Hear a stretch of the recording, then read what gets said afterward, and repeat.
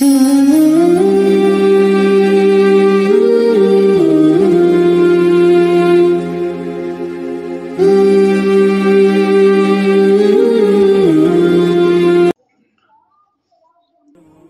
ونصلي على رسوله الكريم أما بعد فأعوذ بالله من الشيطان الرجيم بسم الله الرحمن الرحيم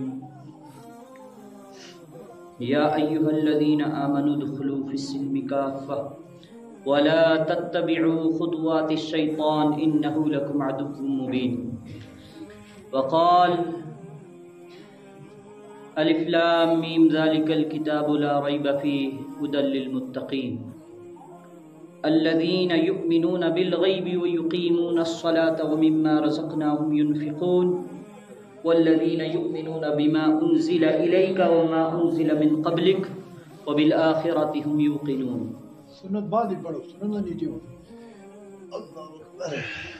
وقال يا أيها الذين آمنوا إذا تداينتم بدين إلى أجل مسمى فاكتبوه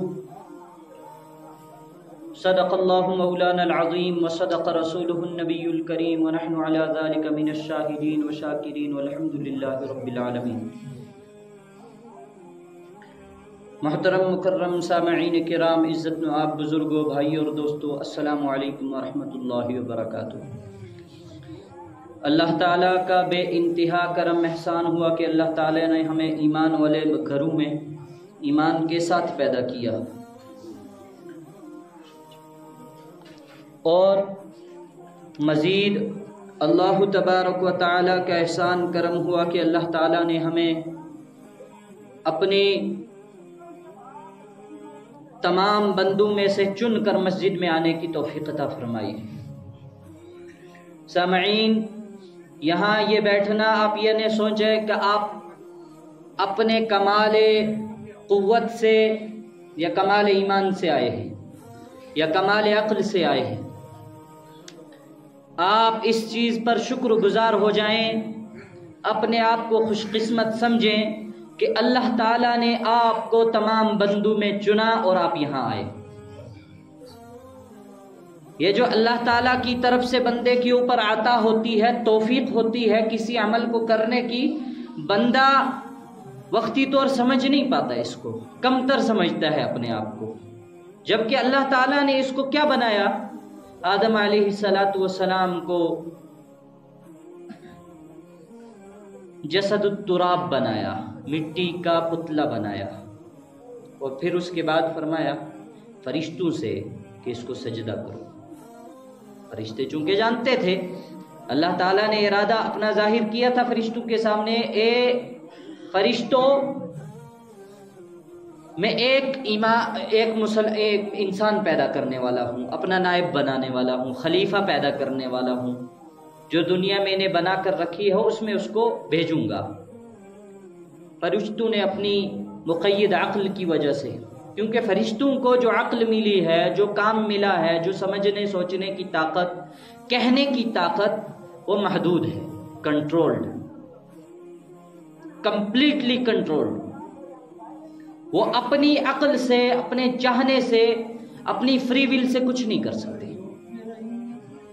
اور چونکہ اللہ تعالیٰ نے ان سے اپنا ارادہ ظاہر کیا، ان کی عقل اتنی تھی، یا باری تعالیٰ آپ اس کو پیدا کرنے والے ہیں.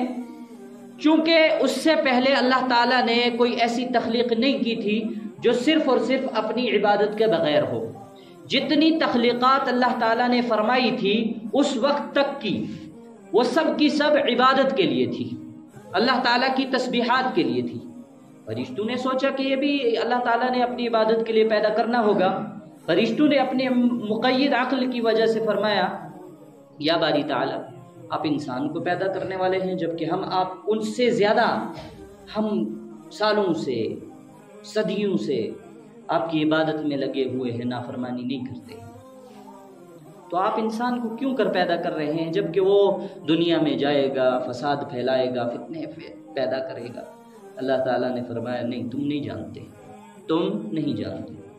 اللہ تعالیٰ نے آدم علیہ نبینا وعلیہ السلام کو اس سے پہلے ہی دنیا کا ایک چکر لگا کر دنیا کی اشیاء کے نام یاد کروائے تھے. دنیا کی چیزوں کے نام یاد کروائے تھے۔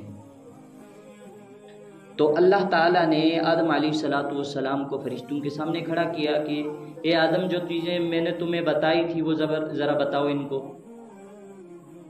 تو آدم علیہ السلام نے تمام اشیاء کے نام بیان کیے، مع اپنی عقل کی وجہ سے ان کی تعریفات، ڈیفینیشنز بھی بیان کی۔ تو اللہ تعالیٰ نے فرمایا دیکھو، وما خلقت الجن والانس الا لیعبدون، میں نے انسان اور جنات کو محض اپنی عبادت کے لیے پیدا کیا ہے۔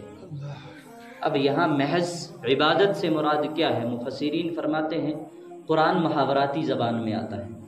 قرآن کی نظیر پیش کرنے سے جو عرب کے شعراء، عرب کے شاعر، بڑے بڑے ادیب، بڑے بڑے فلاسفر، بڑے بڑے پوئٹ، وہ کیوں کر ششدر رہ گئے، وہ نظیر نہیں پیش کر پائے، جبکہ ایسے ایسے شاعر موجود تھے، ایسے ایسے ادیب مبلغ موجود تھے جو ایسے ایسا کلام پیش کر دیتے تھے، بنا لیتے تھے کہ انسان کی عقل دنگ رہ جاتی تھی کہ یہ کیسے۔ جیسے علامہ اقبال، ابھی علامہ اقبال کو اگر کوئی یہ جو یونیورسٹیوں میں، کالجوں میں پڑھنے والے ہمارے ساتھی ہیں، مدرسوں میں تو بہت کم پڑھا جاتا ہے علامہ اقبال کو۔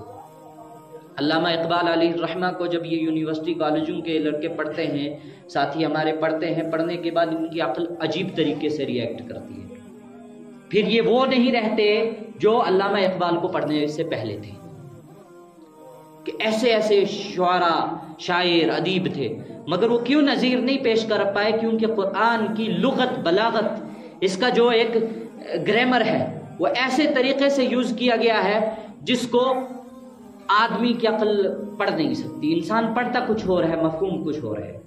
تو فرمایا لیعبدون سے مراد، جو مفسرین ہیں، قرآن کے تفسیر ترجمے والے ہیں، وہ فرماتے ہیں کہ لیعبدون سے مراد تھا لیعرفون، اور اس لیعرفون کی تشریح اللہ تعالیٰ خود فرماتے ہیں حدیث قدسی میں چھپا ہوا خزانہ تھا، میں نے انسان کو بنایا اپنی تعارف کے لیے، اپنی آئیڈینٹی کے لیے، اپنے انٹروڈکشن کے لیے، کہ یہ انسان دنیا میں جائے گا، میری وحدانیت کو بیان کرے گا، میں ہوں کون، میں وہ نہیں ہوں جس کو تم جانتے ہو۔ ہم کس کو جانتے ہیں؟ ہم اللہ تعالیٰ کو جانتے ہیں۔ ہم گناہ کریں گے تو ہمیں اللہ تعالیٰ جہنم میں پھینک دیں گے، وہاں ہم سڑ جائیں گے، گل جائیں گے، تکلیف ہی تکلیف۔ جبار و قہار کے نام سے ہم اللہ تعالیٰ کو جانتے ہیں، حالانکہ اللہ تعالیٰ اس سے پہلے غفور الرحیم ہے۔ اللہ تعالیٰ کیا ہے؟ بہترین بخشنے والے ہیں۔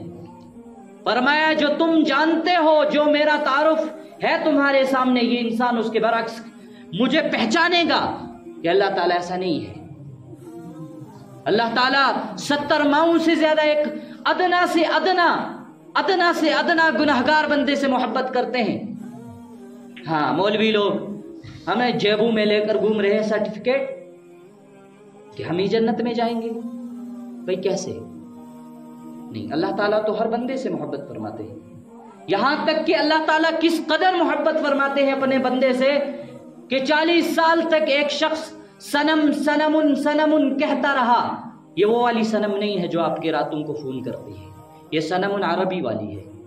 عربی کے معنی سنم عربی میں آتا ہے بت، وہ بت پرست تھا، وہ عاشق نہیں تھا۔ ہاں، یہ واقعہ پڑھا ہوگا، سنا ہوگا آپ نے، تو اس میں بڑا چھانٹ پانٹ کر دیتے ہیں مبلغین، بولنے والے، مقررین۔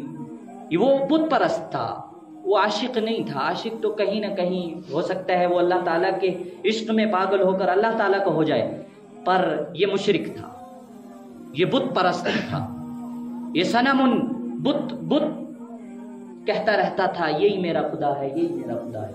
اچانک نکل گیا صمد۔ اللہ تعالیٰ نے فرمایا لبیک۔ فرشتے حیران، یا اللہ یہ مشرک آدمی بول کر کہہ دیا، اب آپ نے تو لبیک کہہ دیا، آپ کے چکر میں ہم ساتوں آسمانوں پر لبیک ہو گیا، ساتوں زمینوں پر لبیک ہو گیا۔ آپ نے تو کہہ دیا، مگر یہ جو تھا یہ تو غلطی سے کہہ دیا، یہ تو بت پرست مشرک ہے۔ اللہ تعالیٰ فرماتے ہیں نہیں، تم نہیں جانتے، تم نہیں جانتے کہ میں اس سے کتنی محبت کرتا تھا. 70 سالوں سے 40 سالوں سے جب سے یہ پکار رہا تھا تب سے میں اس کے انتظار میں بیٹھا ہوا تھا, کب یہ مجھے پکارے گا میرا بندہ. ہاں کہ اتنی محبت ہے کیونکہ اللہ تعالیٰ کی تخلیق ہے. اس تخلیق کی وجہ سے اللہ تعالیٰ نے اپنے سب سے مقرب ترین جو فرشتہ تھا جو پہلے جن تھا, جو 7 آسمانوں کا سردار تھا, یکے بعد دیگر آسمانوں کا وہ جو ہے سپروائزر تھا, اس کو میں نے اس انسان کی خاطر جو اس کو سمجھ نہیں پایا میں نے اس کو دھتکار دیا, دفع کر دیا اپنے دربار سے. کیوں وہ سمجھ نہیں پایا اس کو.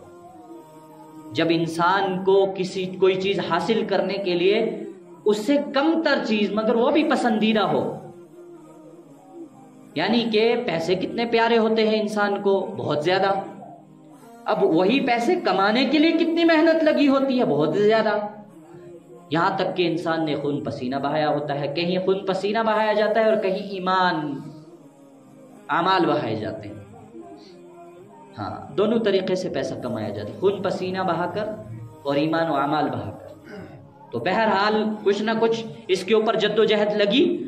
اس پیسے سے جب انسان کوئی چیز خریدتا ہے, گھر میں گاڑی آئی, والد صاحب نے گاڑی خریدی پیسوں سے, بہت محنت مشقت سے.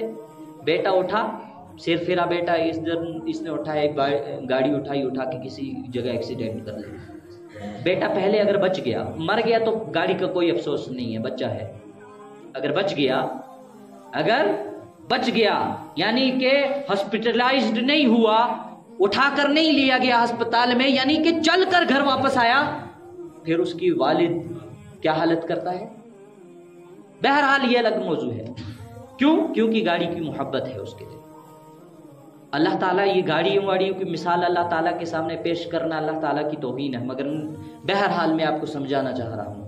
مثالوں سے زیادہ سمجھ آتی ہے کیونکہ قرآن مقدس میں فرمایا لقد کان فی قصصہم عبرۃ لأولی الالباب. یہ قرآن میں یہ جو مثالیں بیان کی گئی ہیں, یہ جو قصے کہانیاں بیان کی گئی ہیں, عیسیٰ علیہ السلام کا واقعہ ہمیں سنانے کا کیا مقصد ہے جی؟ عیسیٰ علیہ السلام, موسیٰ علیہ السلام کا واقعہ سنانے کا ہمیں کیا مقصد ہے؟ ہم نہ تو عیسیٰ علیہ السلام کی ان کی حیات میں موجود تھے, ان کے دور میں موجود تھے, نہ ان کے امتی ہیں, نہ ان کی شریعت پر ہم نے عمل کرنا ہے, اور نہ ہی عیسیٰ علیہ السلام موسیٰ علیہ السلام آگے نبی بن کر آئیں گے یا کوئی بھی نبی بن کر آئے گا. پھر ان کے قصے کہانیاں سنانے کا کیا مقصد؟ اللہ تعالیٰ فرماتے ہیں تمہیں مثالوں سے زیادہ سمجھ آئے گی.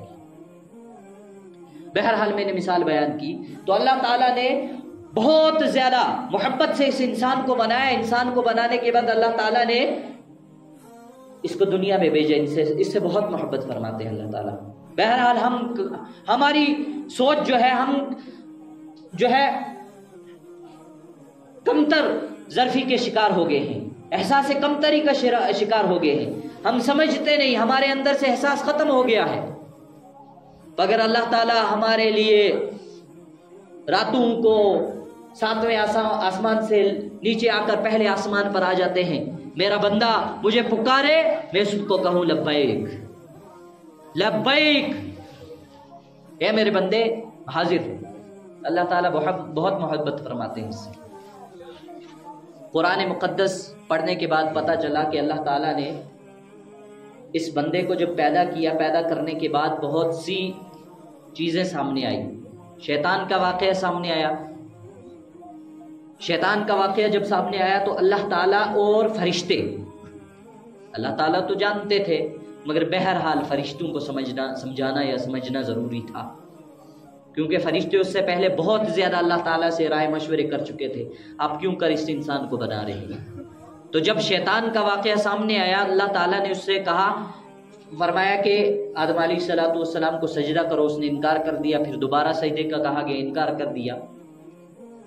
2 سجدے اسی لیے نماز میں ہیں کہ ایک سجدہ نہیں کرو گے تو دوسرا کر لو. تو اس نے دونوں سجدوں سے انکار کیا. انکار کرنے کے بعد اپنے عقلی دلائل پیش کرنے لگا, آرگومنٹ.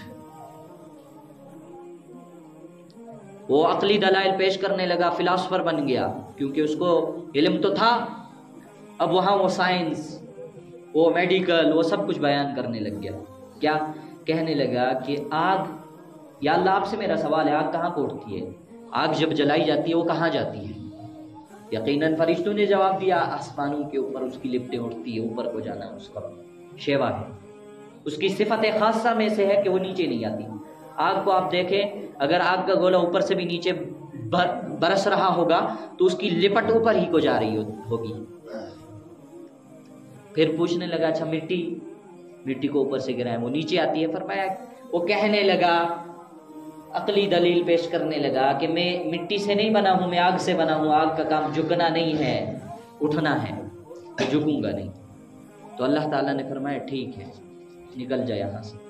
تو اللہ تعالیٰ نے اس کو اپنے دربار سے نکالنے کے بعد پھر یہ اپنے لیے کچھ اس نے اور زیادہ وہ کرنے لگا، اللہ تعالیٰ کو اور زیادہ غصہ دلانے لگا، غضب کا شکار بننے لگا. اللہ تعالیٰ کو کہنے لگا کہ آپ مجھے یہاں سے نکال رہے ہیں، میں بھی آپ کو سمجھاؤں گا، آئی ول شو یو، میں آپ کو بتاؤں گا کہ میں کون تھا اور جس کو آپ نے پیدا کیا ہے یہ کون ہے. تو اللہ تعالیٰ نے فرمایا اس کے لیے تجھے کیا کرنا پڑے گا؟ کہا آپ مجھے کچھ اتھارٹیز دیجئے، کچھ قدرتیں دیجئے، مجھے کچھ طاقتیں دیجئے. اس میں سے سب سے پہلی طاقت ہو کہ مجھے موت نہ آئے قیامت تک. جب تک کہ یہ انسان ہے تب تک مجھے موت نہ آئے، اور یہ انسان کب تک ہے؟ قیامت تک. پھر اس نے کہا کہ میں انسانوں کے دلوں پر بھی جس طرح ان کے جسموں پر میرا جو قبضہ ہو جائے اسی طرح میرا قبضہ اس کے عقل کے اوپر، دل کے اوپر بھی ہو جائے. سب اتھارٹیز ملی اس کو. دکھتا نہیں ہے، سمجھ میں نہیں آتا ہے، سننے میں نہیں آتا ہے، اور 70 گنا اس کے بچے جننے کی طاقت ہے. یہ انسانوں اور جناتوں سے 70 گنا زیادہ بچے جنتا ہے. یہ سب چیزیں اس کو ملی. اس نے کہا کہ اب میں دکھاتا ہوں قیامت تک کہ کتنے یہ جس کو آپ بنا کر مجھے دھتکار رہے ہیں یہ کیسا ہے اور میں کیسا ہوں. اللہ تعالیٰ نے اس کو دنیا میں بیچ دیا، پھینک دیا. اب یہ آدم علیہ السلام کو نکال لایا. آدم علیہ السلام کو لانے کے بعد اس نے آدم علیہ السلام اور ان کی تمام آل کو بہت سے امتحانات میں جکڑا دیا. اللہ تعالیٰ کی طرف سے جو امتحانات آئے وہ کیا کہ سب سے پہلا امتحان اللہ تعالیٰ کی طرف سے جو بندوں کے اوپر ہے وہ اللہ تعالیٰ کی وحدانیت کا امتحان ہے. وہ کس کا امتحان ہے جی؟ اللہ تعالیٰ کی وحدانیت کا، کہ جس انسان کو میں نے بنایا کیا وہ مجھے ہی خدا مانتا ہے؟ اور اس کا امتحان کس طریقے سے لیا کہ دنیا میں اس کو تقدیر کے ساتھ پیدا کیا. اس کو سب کچھ تقدیر سے ملے گا، یعنی کہ وہ خود سے کچھ نہیں کر پائے گا، نیور. وہ ایبسلوٹ اللہ تعالیٰ کے کنٹرول میں رہے گا، مگر اس کو یہ تقدیر کا پتہ نہیں چلے گا. پھر اللہ تعالیٰ فرماتے ہیں میں نے اس کو دنیا میں بھیجا، تمام تقدیرات کے ساتھ بھیجا. یہ اس کا کھانا پینا، اٹھنا بیٹھنا، کمانا سب کچھ لکھ دیا گیا ہے. بس اس کو امتحان میں کیا رکھا؟ جب لکھ دیا گیا ہے تو کافر کو بھی کھانا ملے گا اور مسلمانوں کو بھی ملے گا.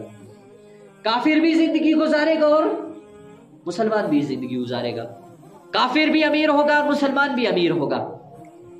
کافر کے جیسے 2 کان، 2 آنکھیں، جسمانی حیت، عقلی اس کی توانائی، سب کچھ ویسے ہی کافر کو دی.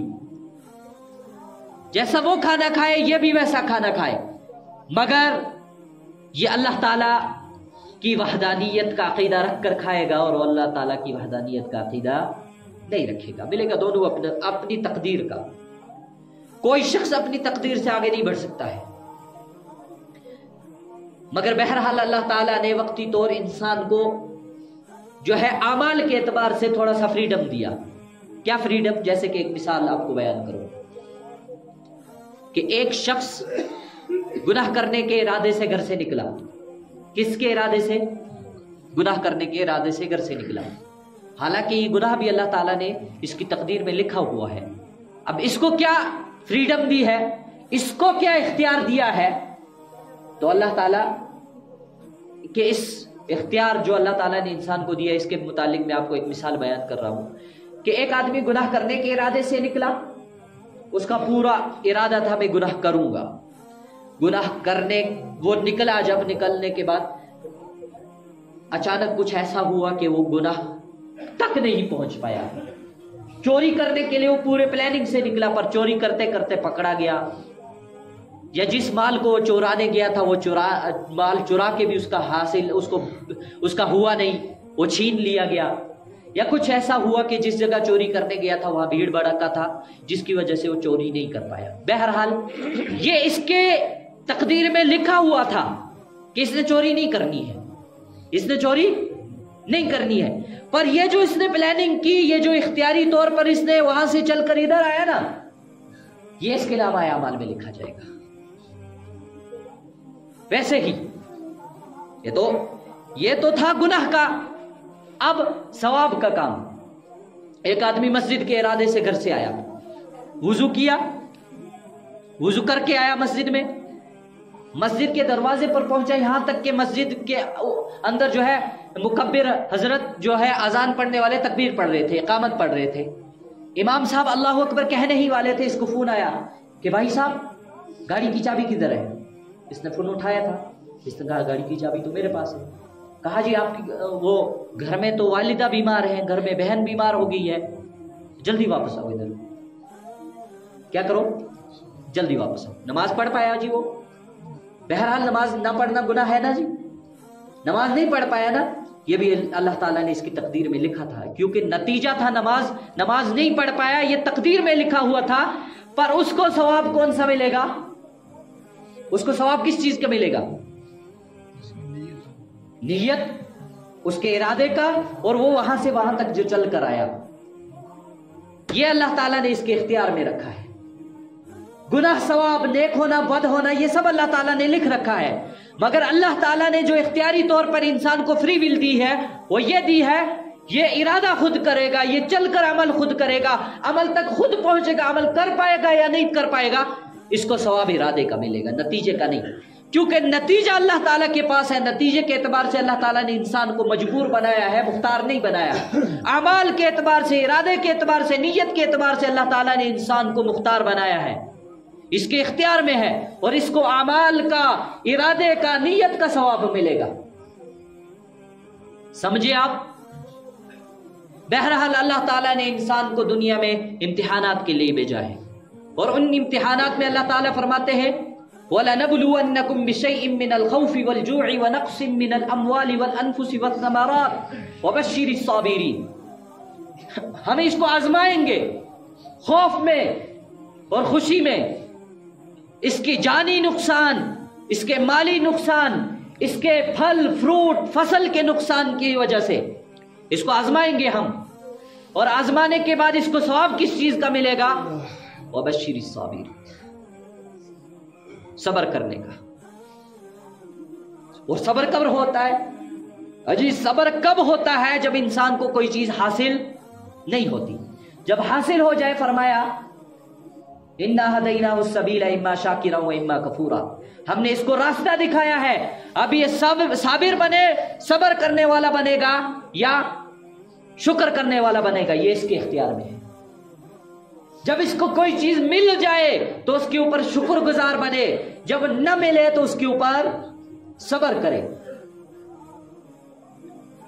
اب یہ سب چیزیں اللہ تعالیٰ نے ہمارے اختیار میں رکھی ہیں۔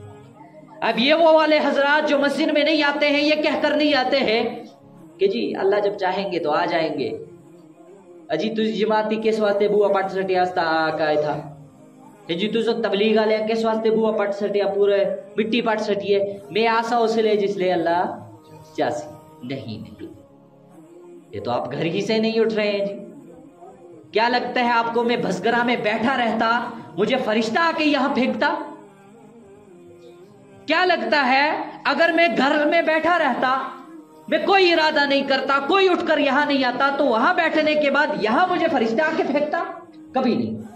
ویسے ہی آپ سوچ رہے ہیں کہ آپ کو فرشتہ آ کے وضو کروائے گا، ویسے ہی آپ سوچ رہے ہیں فرشتہ آپ کو دھکا دے گا چلو جی مسجد کے پاس، فرشتہ آ کے آپ کو جو ہے مسجد کے دروازے کے اندر پہلی صف میں دوسری صف میں بٹھائے گا، دائیں بائیں جانب بٹھائے گا، پھر آپ اس کو اللہ تعالیٰ کی منشا مانیں گے، کہیں گے کہ اللہ تعالیٰ نے چاہا میں آ گیا؟ نہیں، آپ کے ارادے سے، آپ کے اعمال سے، آپ کے پلاننگ سے سب کچھ ہوگا، اور اس کے بعد نتیجے کے اعتبار سے اللہ تعالیٰ کے اوپر چھوڑ دینا چاہیے، کیونکہ نتیجے کے اعتبار سے ہم مجبور ہیں، مختار نہیں ہیں۔ ہمارا کام ہے ہمارے اپنے بیماروں کا علاج کروانا، علاج کام کر جائے تو شکر ادا کریں، علاج کام نہ کرے تو صبر کریں۔ ہمارا کام ہے مکان بنانا، بھوکم آ کر مکان گرا دے یا مکان بھوکم کے زلزلے کی اس کپکپی سے بچ کر کھڑا رہے، یہ ہمارا کام نہیں ہے۔ ہمارا کام ہے مسجد کے ارادے سے گھر سے نکلنا۔ اب مسجد میں ہم نماز پڑھ سکتے ہیں یا نہیں پڑھ سکتے، یہ نتیجہ ہے تو یہ اللہ تعالیٰ کے ہاتھ میں ہے۔ ہمارا کام ہے صبح سحری کے اوپر اٹھنا، سحری کا کھانا کھانا، پانی پینا، چائے پینا۔ اب روزہ آخر تک پہنچتا ہے یا نہیں پہنچتا، یہ نتیجہ ہے، یہ نتیجے کے اعتبار سے ہم مجبور ہیں۔ اس لیے اگر ہم لوگ اعمال ہی کے اعتبار سے کاہل سست رہے تو کل قیامت کے دن ہم کیا جواب دیں گے؟ اس لیے میں آپ حضرات سے مؤدبانہ گزارش کرتا ہوں، اپنی مسجدوں کو آباد کریں، اپنی مسجدوں کو آباد کریں۔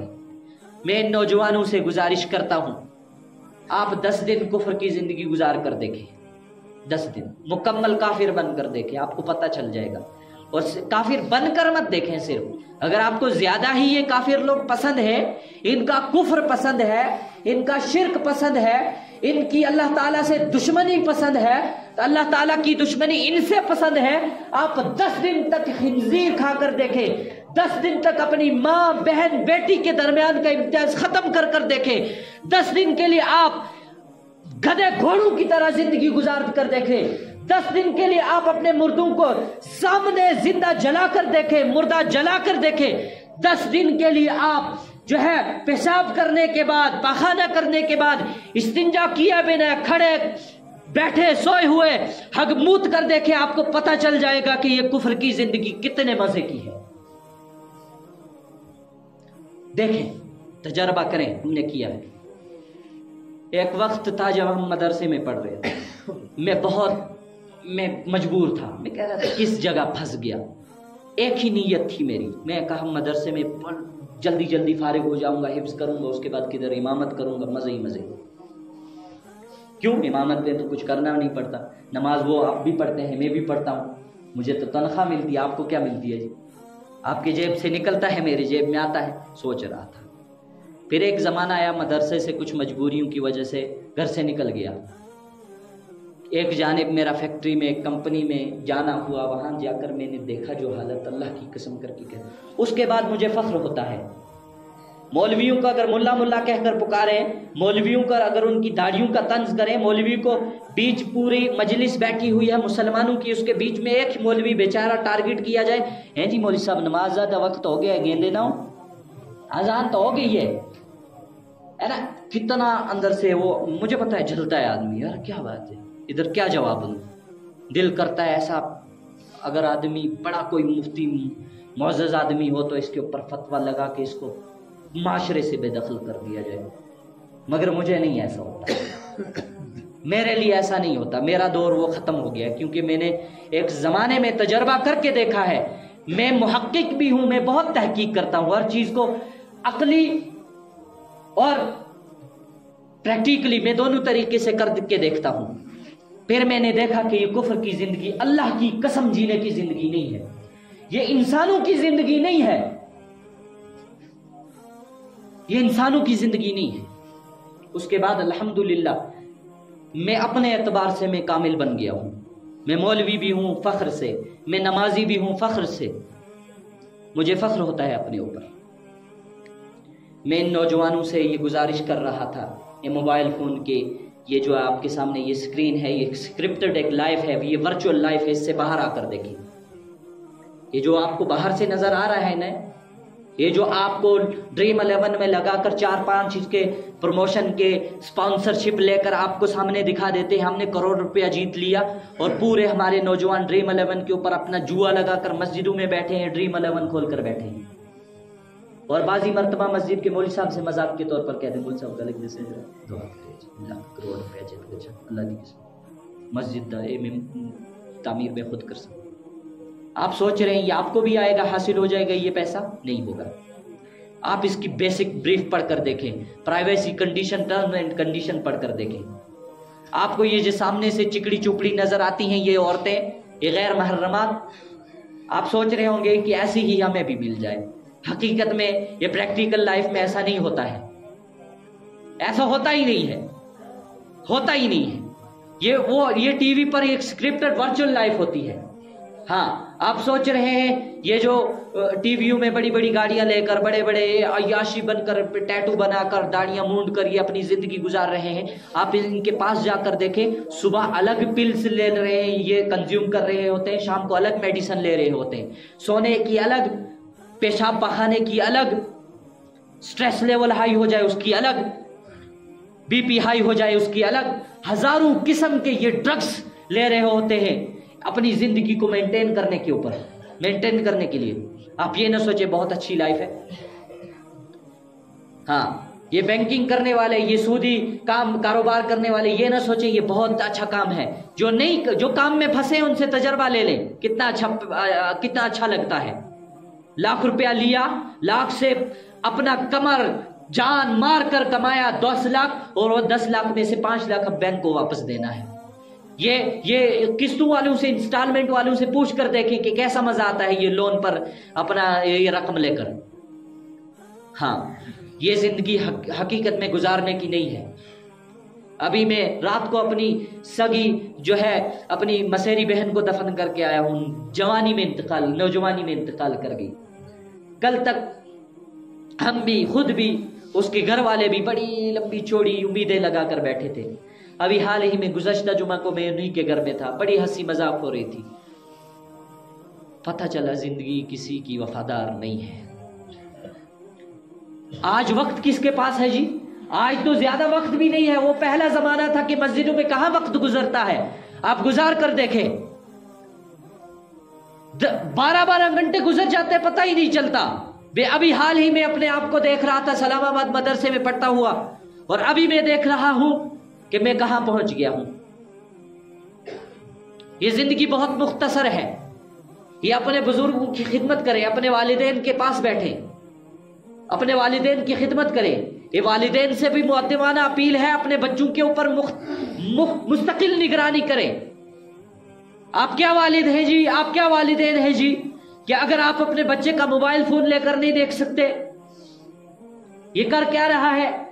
آپ کیا والد ہیں کہ آپ بچے کو شام کو پوچھ نہیں سکتے کہ کدھر تھے تم، آئے ہو لیٹ؟ اور پھر آپ کہیں گے یہ جب بڑا ہو جائے گا، بڑا ہونے کے بعد ایک بچہ آپ کا خادم جو مزدور طبقے کا ہے اور جو ملازم طبقے کا بچہ ہے وہ آپ کو جو ہے گھر میں بیٹھ کر ادھر کمل کوٹ میں خود دلی بیٹھا ہوا ہے اور آپ کو کہہ رہا ہے اماں بابا یاد آندی اگر آ سکو تو ادھر آؤ۔ والدین شرم کے مارے یہ بھی نہیں کہہ سکتے، بچہ پیسہ بھی نہیں ہے، ٹکٹ کروا دے۔ پھر آپ اس وقت سوچیں گے کہ آپ کی جو یہ گارجین آپ بنے بیٹھے تھے یہ کامیاب ہوئے یا ناکام ہوئے؟ آپ اس کے سرپرست بن کر بیٹھے تھے، یہ کامیابی والی زندگی تھی یا ناکامی والی زندگی تھی؟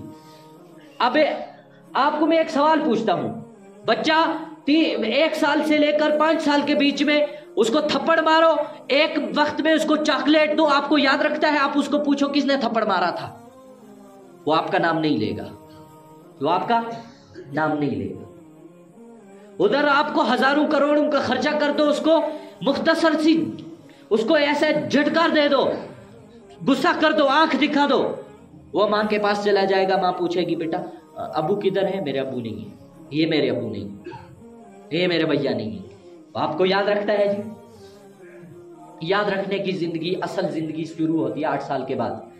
والدین، ہمارے معاشرے کا اصول یہ ہے 1 سال سے لے کر 8 سال کے درمیان میں اس کو خوب پال پڑوس کر लाड प्यार से जिंदगी, चॉकलेटों की जिंदगी गुजार गुजार कर रखी होती है। अब जब उसका याद रखने का वक्त आता है कि मेरे साथ वालिदैन ने क्या किया है, मेरे लिए वालिदैन ने किस कदर मुशक्कतें बर्दाश्त की है, उस वक्त तक वालिदैन उससे रूठ चुके होते हैं।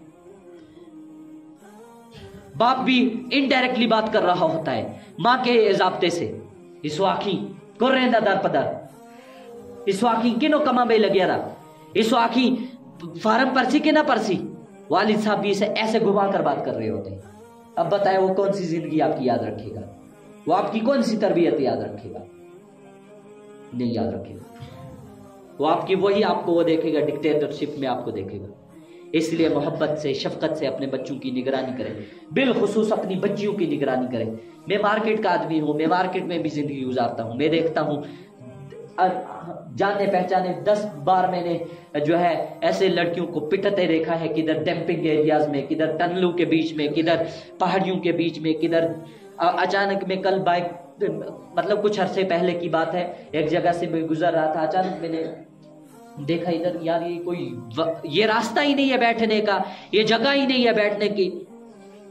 एक लड़की लड़के को देखा और पक्का मुझे यकीन था, क्योंकि मैं अभी नौजवानी वाली जिंदगी गुजार रहा हूँ। वाली ये बड़े बुजुर्ग मुझे समझ रहे होंगे बहुत अजीब गरीब मौलवी है, ये क्या बयान कर रहा है, इधर अजीब किस्म की फाहिश बातें कर रहा है। तो मैंने इरादा कर लिया कि अभी 10 मिनट के बाद इनको लात खुसड़ा होने वाला है इस लड़की का, क्योंकि वो इसी तरीके की उनकी बातों से लग रहा हो रहा। अब वो लात खोसड़ा अगर नहीं हुआ होगा तो यकीनन उनकी इज्जत बरकरार नहीं रहेगी। अभी कुछ अर्से पहले एक जगह इधर ही अपने इलाके में 2 जोड़ों को पकड़ा गया, फिर पूछा, कहा जी ये मेरी मंगेतर है। कहा यहाँ क्या करने आए हो, मंगेतर है अगर। एक लड़का फरार हो गया, उसने मार मार के एक लड़की के गाल सुजा दिए थे। मैंने फोन लिया, मैंने कहा अपने घर वालों को फोन लगाओ।